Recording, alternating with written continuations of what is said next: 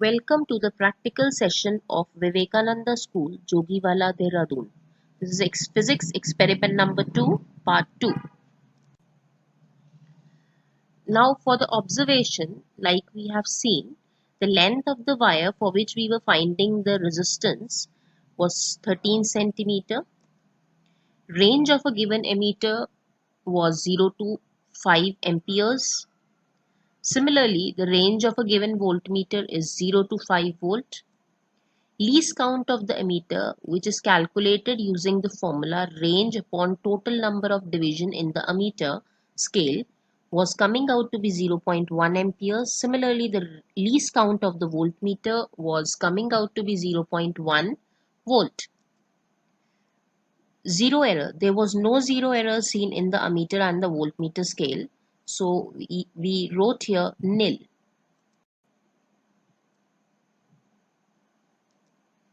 Now observation table for voltmeter and ammeter reading.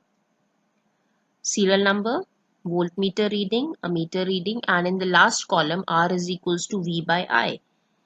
So to calculate the reading, first we'll slide the rheostat to a position and we'll take down the corresponding reading of the voltmeter and ammeter. Let's say, like we have seen while performing the experiment, the voltmeter reading was 0.5 volt, ammeter reading was 0.5 amperes. So the resistance can be calculated by 0.5 volt upon 0.5 ampere, which is coming out to be 1 ohm.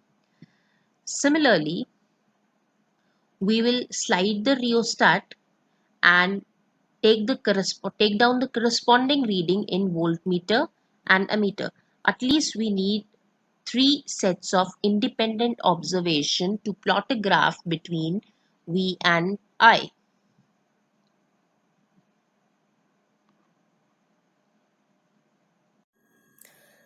Now based on our observation, we'll be plotting a graph between V and I.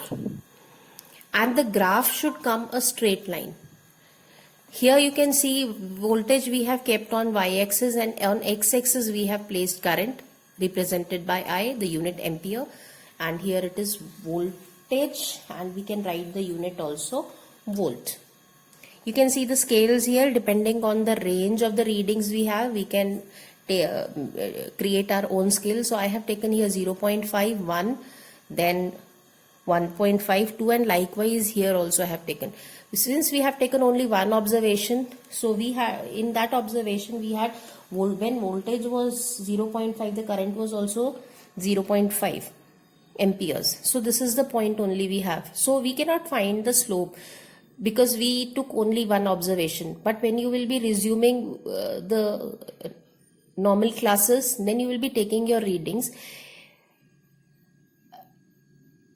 So let's say, for the time being, let's say if the voltage was 1, the current was also 1 amperes, and likewise this. So this is the only observation we got, and these two just I am taking to show you how we will be finding the slope of the graph. So what we will be doing, we will join these points, and you can see this is coming out to be a straight line passing through the origin, right? So if we have to find the slope, this is a straight line. So slope y equals to mx plus c is not there here. There is no intercept. It is passing through O. So y equals to mx, straight line. So m is equals to y over x. That is your voltage upon current. But for slope here, for taking a slope, what we need to consider a triangle. We need to consider a triangle here. So let's take a biggest possible triangle here. So now you can see a triangle. This is a triangle we have. So for resistance R is equals to, what is the voltage we have? How much is the voltage? The voltage is 1.5. This is the voltage. This is the voltage value. You can see 1.5 over, and how much is the current? This is also 1.5. So the resistance is coming out to be 1 ohm.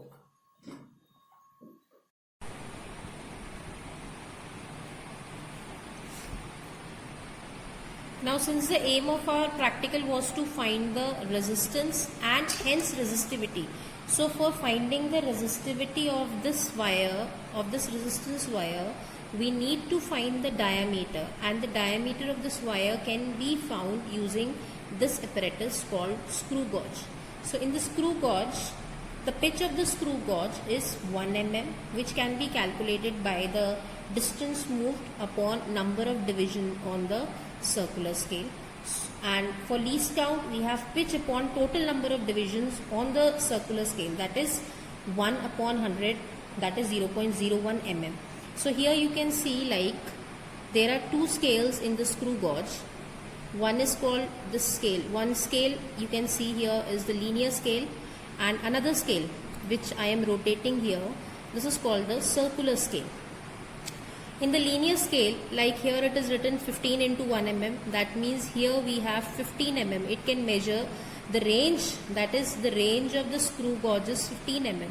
It cannot measure if the diameter is more than 15 mm. And here in the linear scale, you can see each line of this linear scale measures 1 mm, and 15 mm means if I unfold it, you will find 15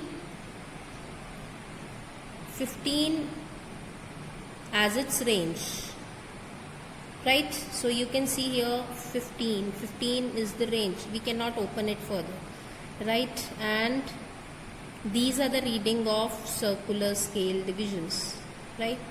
Now if I put this, so when we will be plotting the table, observation table, so here we will be writing serial number first, then linear scale reading. Linear scale reading will be the reading, like when I will put it here inside and close the screw gauge,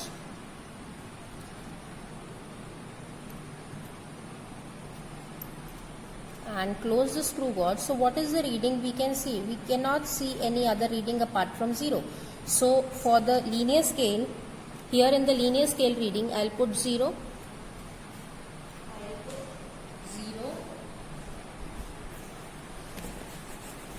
So I'll write 0 here. So this is our first reading, 0. And circular scale division. Circular scale division is the value you will check with this linear scale. This is a linear scale line. So which line of linear scale is coinciding with the circular scale? It is 86. Can you check this?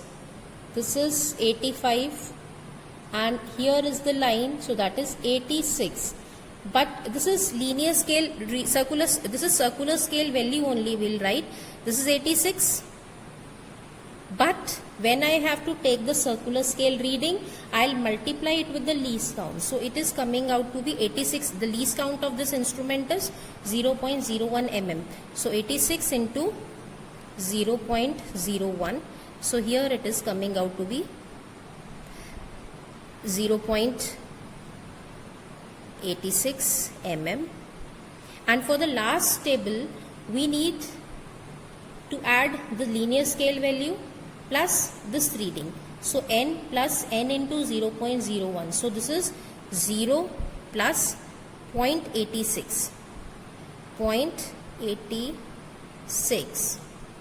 So it is coming out to be 0.86 mm. Likewise, we'll take the readings further, although it will come out approximately same. So we'll take, but at least we need 3 observations to be completed here, and then we will take the mean diameter.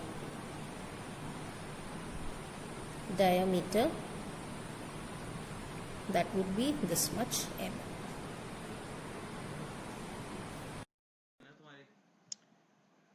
Now, like we have seen the screw gauge, now we have the table for the calculation of the diameter using the screw gauge, and the table, the readings would be fed in the following manner.